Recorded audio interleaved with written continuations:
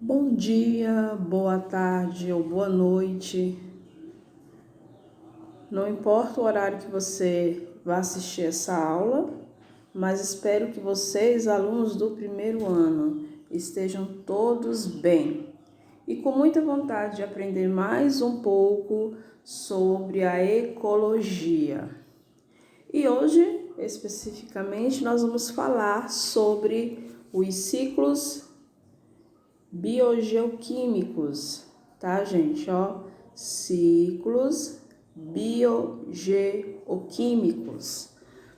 Professora, se nós formos verificar essa palavra, o que realmente nós vamos estar estudando?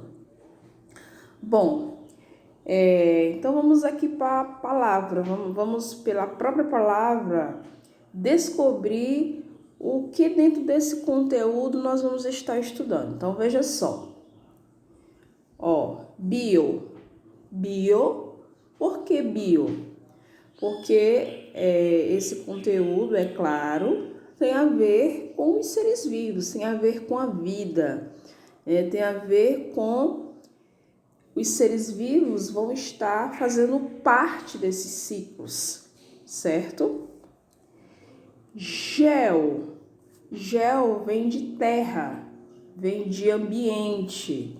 Então, consequentemente, esses seres vivos vão fazer parte desses ciclos, né? E a terra, o ambiente, vai ser o local, né, onde esse ciclo vai ocorrer, né? Vai ser o local onde vai estar ocorrendo esses ciclos e eles vão estar recebendo ou doando algo dentro desses ciclos. E químicos, né? Mais uma vez nós vamos estar estudando a química dentro da biologia, tá? Químicos, porque o que vai estar fazendo esse ciclo são as substâncias químicas, são os componentes químicos em que os seres vivos vão necessitar e que vai haver a transferência dentro do meio ambiente. Então, nós vamos estar estudando, pessoal, a passagem de elementos químicos entre os seres vivos e o meio ambiente.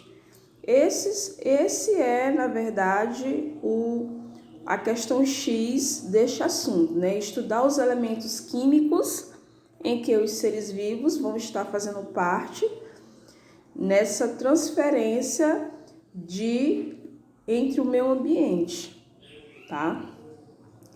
Então, gente, nós temos vários ciclos, nós vamos aqui durante essa aula estudar 4 deles. Quais são eles? Nós vamos estar estudando o ciclo da água, né? O ciclo do carbono, o ciclo do oxigênio e o ciclo do nitrogênio. Então, são 4 elementos químicos que vai sair do ambiente, passar pelos seres vivos e dos seres vivos retornar novamente para esse ambiente. Então, por isso que a gente chama de ciclo. Então, vamos seguir aí na nosso processo aí de aula. Bom, então aí já está resumindo basicamente o que eu tentei explicar para vocês através da própria palavra. Então, os ciclos biogeoquímicos vai haver uma transferência, tá, gente? Vai haver uma transferência do meio físico, do meio ambiente, claro, né, para os seres vivos e dos seres vivos para o ambiente. Então, vai haver sempre esse ciclo, né? Essa transferência do meio físico, do ambiente para os seres vivos, dos seres vivos para o ambiente. Então, isso é o que a gente chama de ciclos biogeoquímicos. Continuamos. Pessoal, esses ciclos, eles são extremamente importantes, porque é através desse ciclo é que vai haver a manutenção da vida, né?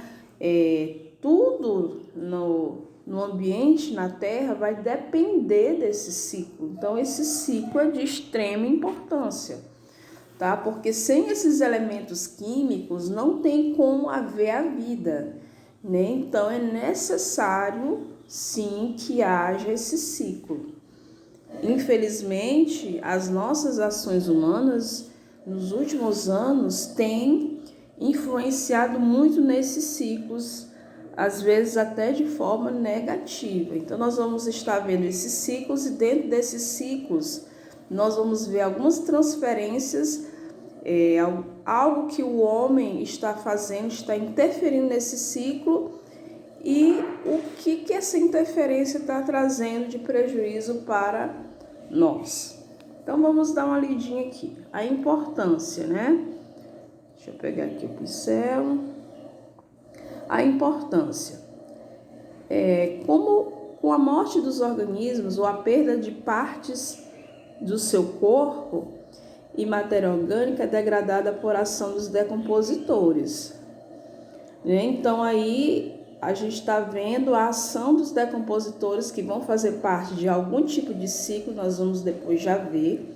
A decomposição é uma das formas em que os seres vivos transferem para o ambiente essas substâncias químicas. Os átomos retornam ao ambiente onde poderão ser incorporados por outros seres vivos, tá? Então, a gente vê aí que, através da decomposição, alguns desses elementos, eles são devolvidos para o ambiente. Se não houvesse esse reaproveitamento, os átomos de alguns elementos químicos fundamentais para a constituição de novos seres vivos poderiam tornar-se indisponíveis para a continuidade da vida. Então, gente, se não houvesse essa transferência, não tivesse esse ciclo, os seres vivos poderiam deixar de existir, né? Porque quando os seres vivos morrem, as substâncias químicas que estão no corpo desses seres voltam para o ambiente para poder sustentar a vida daqueles que ainda estão vivos. Veja como é interessante. Então, por isso que eu digo que esses ciclos, eles são de suma importância para a manutenção da vida. Porque se não houvesse a transferência dos seres vivos para o ambiente, do meio ambiente para os seres vivos, simplesmente não há continuidade de vida. Vamos em frente. E aí o ser humano, né? O ser humano, ele tem interferido sim nesses ciclos, tá? E infelizmente às vezes de forma negativa, trazendo vários prejuízos para nós mesmos e para os outros seres vivos. Então, o que o ser humano está fazendo? Ele está acelerando o movimento de muitos materiais, ele está fazendo a interferência nesses ciclos, fazendo com que haja uma carência desses elementos ou um excesso desses elementos. Então, por exemplo, na questão da água, que nós vamos já ver que nós vamos estudar o ciclo da água. Pela forma desenfreada de como o ser humano tem utilizado essa água, está fazendo com que ela se torne escassa. Ou seja, está fazendo com que haja uma carência desse elemento químico importante para a vida. Já, por exemplo, uma outra substância química, o carbono. O carbono, devido às nossas ações humanas, às nossas atividades humanas, nós estamos liberando em grande excesso o carbono. E esse elemento em grande excesso no ambiente, ele causa vários problemas que depois nós vamos ver. Então, veja só, o ser humano ele interfere nesses ciclos, de forma que esses elementos eles podem estar carentes ou eles podem estar em excesso no ambiente. E isso é ruim. Isso é ruim porque ele está interferindo neste ciclo e fazendo com que haja esse déficit, tanto em carência como em excesso. Continuamos então, pessoal. Então, o primeiro ciclo que nós vamos ver aí, né, é o ciclo da água. E a água é um dos elementos extremamente importantes para a vida, né, para a vida.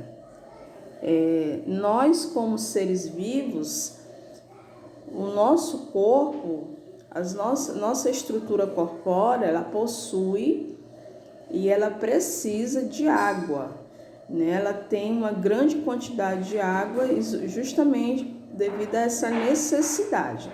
Então nós vamos ver como é que essa água ela chega até nós, ela volta para o ambiente, depois vem até nós, volta para o ambiente, fazendo esse ciclo. Então aí está a distribuição da água no planeta, tá? É importante que a gente saiba disso, né? Porque a gente acha que a água ela nunca pode acabar, mas quando eu falo de água, eu falo de água, pessoal, água potável, água que nós utilizamos, né? Que nós precisamos. Então veja só,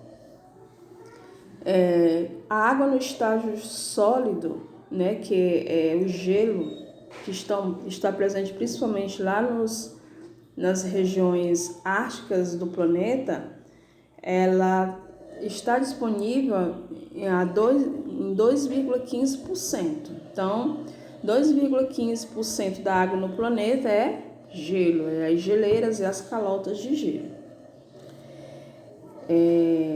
Já 97% da água disponível no planeta está nos oceanos, né? Só que essa água, infelizmente, que está disponível no planeta na forma líquida, não é a água que nós utilizamos para a nossa sobrevivência. Veja que aqui os 97% que ele colocou aqui está nos oceanos. E essa água que está nos oceanos não é água potável, é água do mar, é água salgada, né? E nós não utilizamos água salgada para nossa manutenção, e nem os seres vivos. Então, nota que a maior parte da água líquida do nosso planeta é em forma de água salgada e não água potável.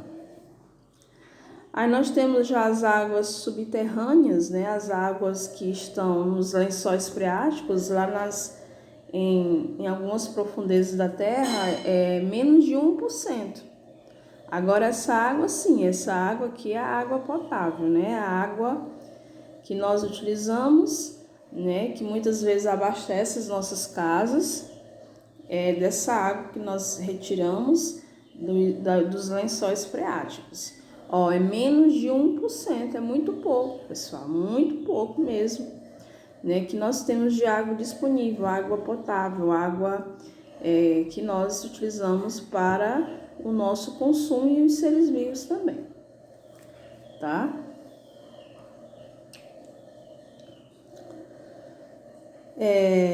Então aqui, né, mostra para nós alguns tipos de reservatórios de água, né? Como vocês viram, a maioria da água que existe no planeta estão nos oceanos, e essa água que está nos oceanos é uma água salgada. Para nós utilizarmos essa água salgada, essa água teria que passar por uma transformação química, e de certa forma é uma transformação química que para nós e para a maioria das pessoas é caro. Para você pegar uma água salgada e transformar em água potável, existe um processo químico que é muito caro. Então, você iria pagar caro pela água que você bebe. Então, já pensou se isso realmente, essa água potável acabar e nós termos que utilizar dessa fonte aqui, muitas pessoas não iam ter condições de adquirir essa água, de comprar essa água.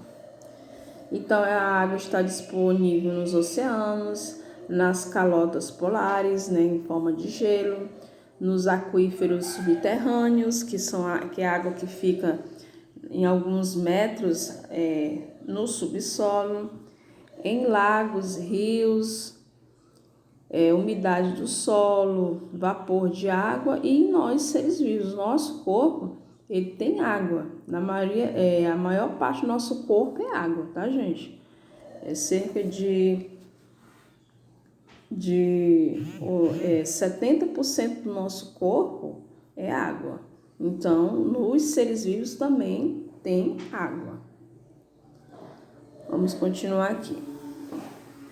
Então, o ciclo hidrológico é essencial ao ambiente. Quando ele fala em ciclo hidrológico, pessoal, ele está falando no ciclo da água, né? Hidrológico vem de água, tá? Então, aqui, a água está associada aos processos metabólicos de todos os seres vivos, ou seja, por que nosso corpo precisa de água? Porque o nosso corpo funciona através da presença da água, né? O nosso corpo, as funções, as reações químicas que acontecem no nosso organismo acontecem devido à presença da água. O ciclo transporta e faz circular a água de uma região para outra. É um importante agente modelador da crosta terrestre devido à erosão e ao transporte de sedimento. Então, aí está falando da importância do ciclo da água, tá, gente? Condicionante de toda a cobertura vegetal do planeta, ou seja, de toda a vida na Terra. Então, a água ela é responsável por toda a vida na Terra. Vamos adiante. Aí, gente, quando a gente fala no ciclo da água, a água ela é formada, esse ciclo é formado por 2 ciclos, que a gente chama de o ciclo, o pequeno ciclo, né? Ou ciclo curto da água. Esse ciclo curto da água é um ciclo em que os seres vivos não vão fazer parte, depois a gente vai ver, tá? Na verdade, vai haver apenas o quê? Né? Esses processos aqui de evaporação e de precipitação. O que é evaporação? É quando a água sai do meio líquido e vai para o estado gasoso. Então, é quando a água evapora. Se eu tenho um rio, se eu tenho um lago, devido ao calor do sol, essa água vai evaporar. Essa água evaporando, ela vai formar gases. E esses gases formam as nuvens. E quando essas nuvens se tornam carregadas de água, esse gás retorna para o ambiente em forma de água líquida, tá? Então, o curto ciclo da água vai fazer parte desses processos aqui, ó. O processo de evaporação, o processo de condensação e o processo de precipitação. Evaporação é quando a água sai do meio líquido e vai para o estado gasoso, formando as nuvens. Condensação é quando as nuvens, que é cheio de vapor de água, ficam pesadas e precipitam, ou seja, é quando a água sai do estado gasoso e vem para o estado líquido em forma da chuva, né? A condensação, um exemplo de condensação é a chuva. A água sai do estado gasoso e vai para o estado líquido. E precipitação é a chuva, né? A formação da chuva.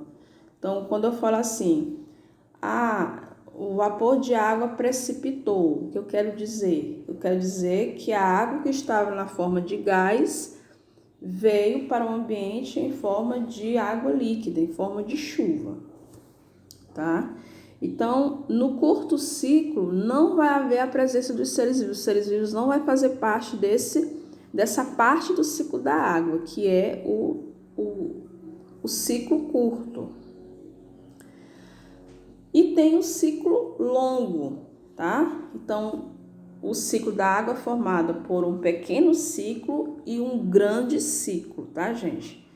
Já no ciclo longo ou o grande ciclo, já vai ter a presença do ser vivo, dos seres vivos, tá?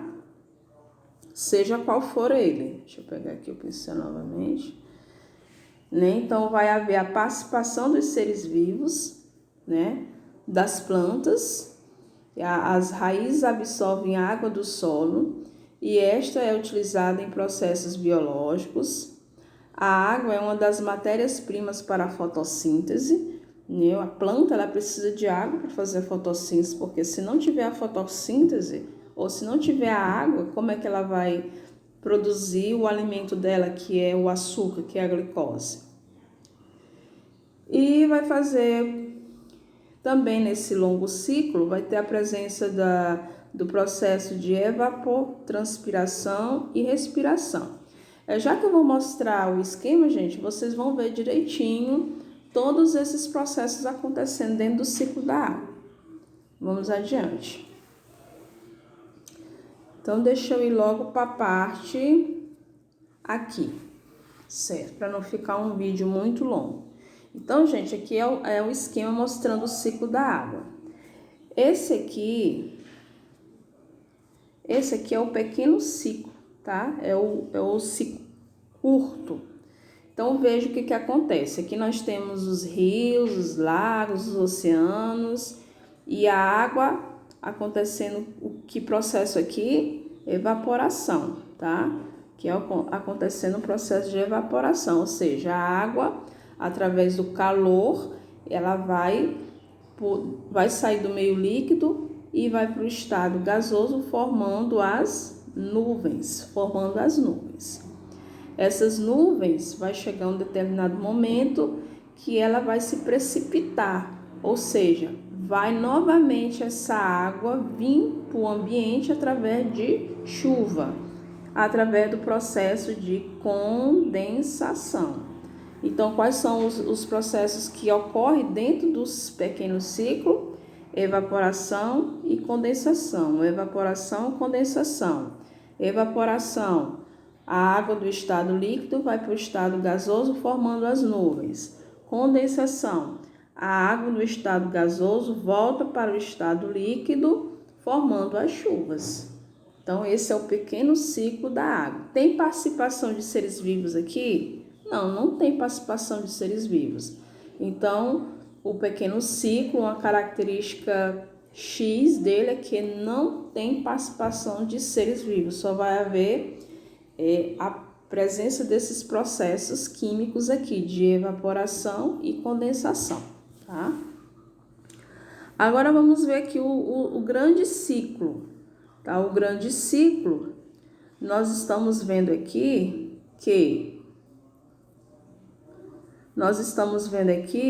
que vai haver a presença dos seres vivos, olha só.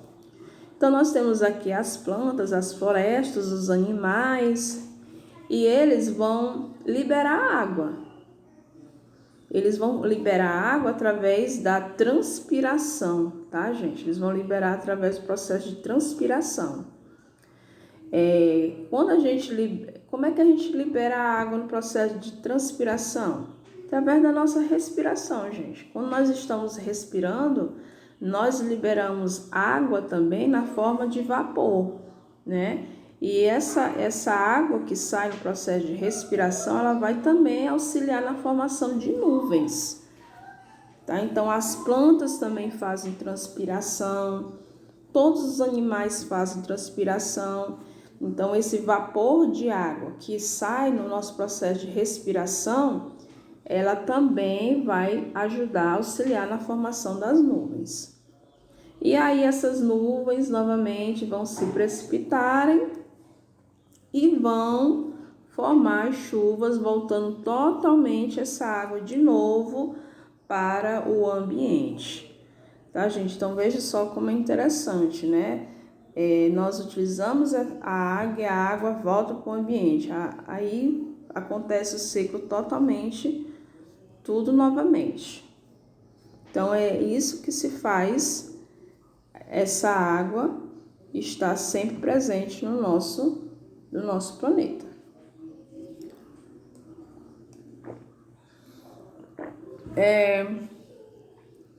Como é que o homem, ela está ela está interferindo neste ciclo.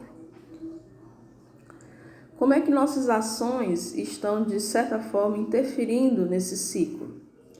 Pelo desmatamento, tá, gente? O desmatamento, como a gente está desmatando as florestas, derrubando as árvores, e a gente sabe que as árvores, elas são de extrema importância, está se diminuindo a liberação de vapor de água. Se eu estou desmatando as florestas e as plantas, elas liberam a água no processo de transpiração delas, está havendo pouca formação de nuvens, está havendo pouca liberação de vapor de água e, consequentemente, baixo índices de chuva. Então, veja só que interessante, né? Então, o desmatamento faz isso acontecer, vai diminuir os níveis de chuva em várias regiões do planeta. E não é isso que nós estamos verificando em algumas regiões, né? Regiões que antigamente se chovia periodicamente, hoje esses índices estão se diminuindo devido ao desmatamento das florestas. Então vamos ler aqui. As folhas refletem cerca de 10% da radiação solar. A redução da cobertura vegetal diminui essa reflexão, o que ocasiona maior aquecimento do solo. Isso acelera mais o processo de evaporação e ressecamento do solo, aumentando assim o risco de um processo de desertificação do ambiente, né? Então, se eu estou desmatando as florestas, derrubando as árvores, vai acontecer o quê? Uma desertificação do ambiente, né? Por quê? Porque vai estar influenciando neste ciclo. Tá, gente? Então, é tudo uma cadeia. Veja como o ambiente ele funciona em equilíbrio. Se eu afetar esse equilíbrio, eu vou prejudicar de forma geral esse ambiente. Vamos em frente. O ciclo da água também, ele causa a questão da erosão, né? Aqui, gente, nós estamos vendo as consequências da interferência do homem no ciclo, né? Fazendo com que, de certa forma, haja prejuízos ao ambiente. Então, forma erosão, deixa o solo impróprio para a agricultura e atividades pastoris, e o assoreamento dos rios pode provocar enchentes catastróficas. Assoreamento. O que é o assoreamento? É o entupimento do corpo d'água. Então, veja só. Devido ao déficit de chuva, o que vai acontecer? O solo ele vai se tornando mais erosivo, né? Ele vai se tornando mais erosivo. O solo mais erosivo ele se torna mais desgastado. E acontece isso aqui, o assoreamento. O que é o assoreamento? Assoreamento é o entupimento de um rio, de um lago, por esse solo que vai caindo dentro do rio. Então, vai acontecendo um entupimento, tá, do rio.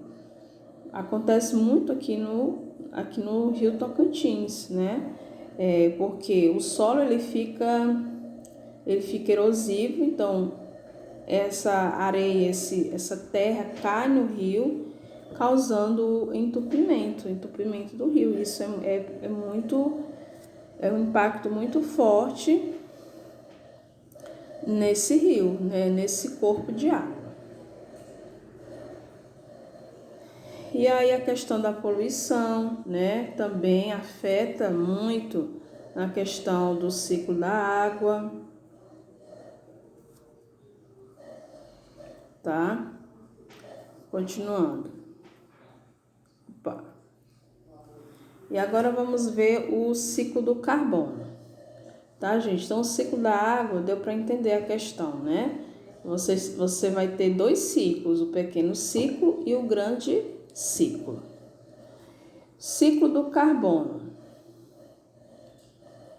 Esse ciclo também é de extrema importância, né, para a manutenção da vida no planeta. Então, vamos ver aqui.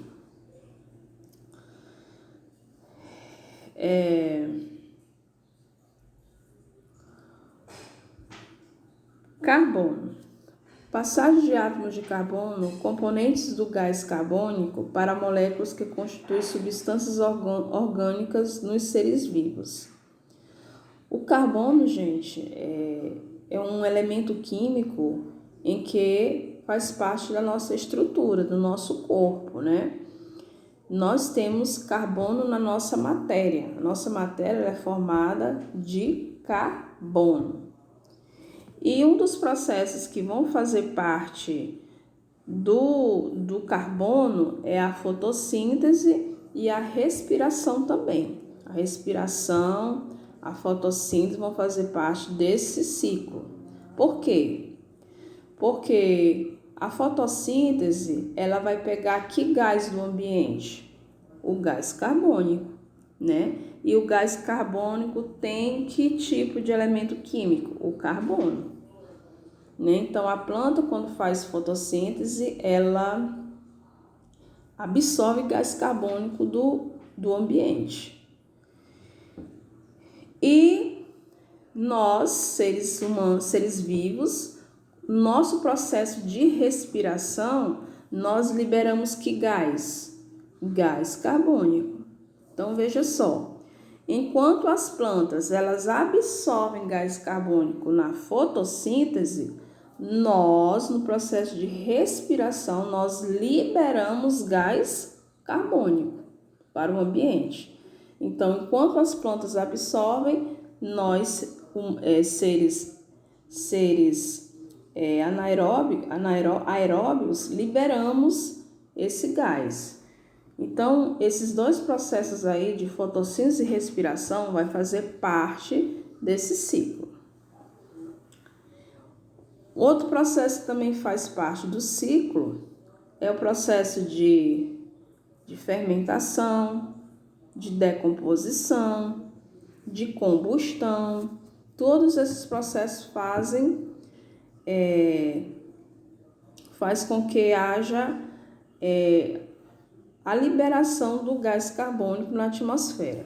A fermentação é realizada principalmente por bactérias e fungos.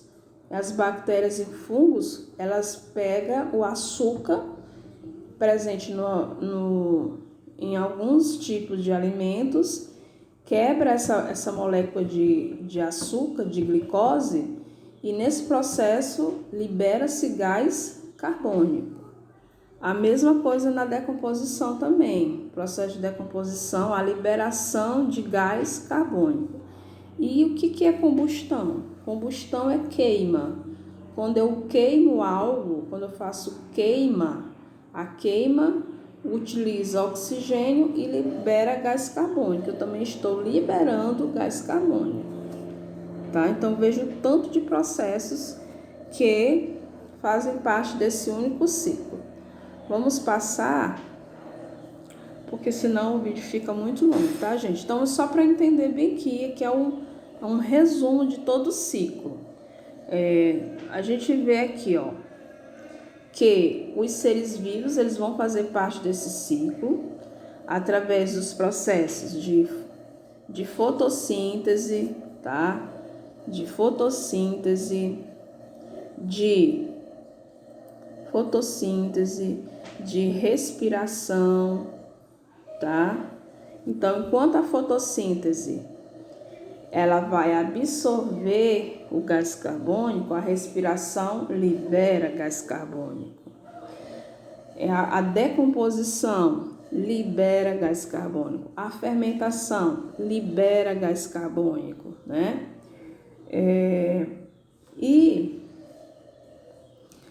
Então, você nota que todos esses processos, a maioria dos processos libera gás carbônico. Só que hoje em dia está havendo um excesso de gás carbônico na atmosfera por conta da combustão, principalmente na queima de combustíveis fósseis. Então, as indústrias, ela libera grandes quantidades de gás carbônico na atmosfera, as queimadas libera grande quantidade de gás carbônico na atmosfera. E essa grande presença desse gás, gente, na atmosfera, ela tem causado o aumento do efeito estufa, né? O aumento do efeito estufa. Vamos ver se a gente acha que é a questão do aumento do efeito estufa. Então, veja só. O efeito estufa, gente, é um efeito natural do planeta, né? Existem gases na atmosfera que é o gás carbônico, que faz com que não haja um resfriamento total da Terra. Então, veja só, durante o dia, a Terra ela absorve calor do Sol, certo? Durante o dia. E aí esse calor, ele fica na Terra, aquecendo a Terra, devido ao gás carbônico. O gás carbônico, ele vai reter o calor da Terra, certo?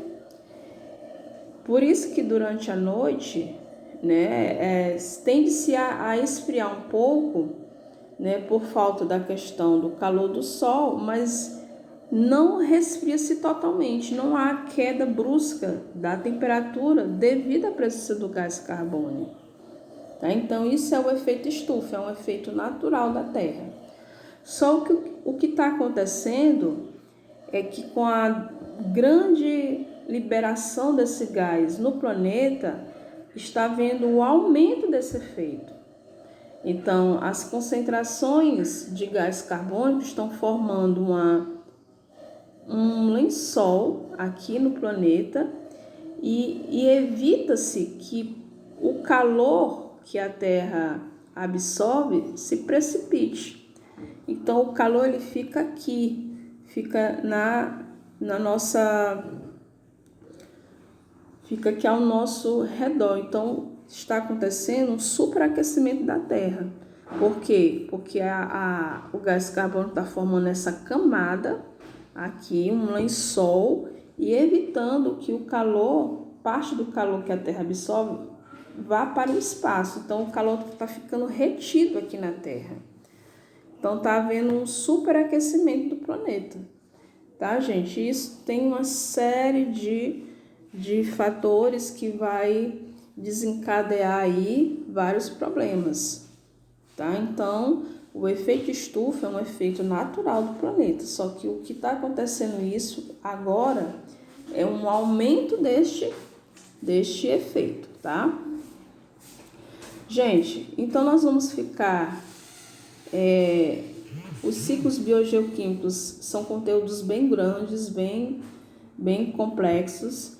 Então, nós vamos por parte. Esse vídeo eu expliquei o ciclo da água e o ciclo do carbono. E aí eu vou fazer um outro vídeo falando dos outros dois ciclos, que é o ciclo do oxigênio e o ciclo do nitrogênio também, tá? Para que o vídeo não fique muito grande, tá? Então, que nós já estamos com 38 minutos, só esses dois ciclos. E ainda faltam mais 2 ciclos, tá? Então, aguardem que no próximo vídeo nós vamos falar já do ciclo do oxigênio e o ciclo do nitrogênio, certo? Até logo, pessoal!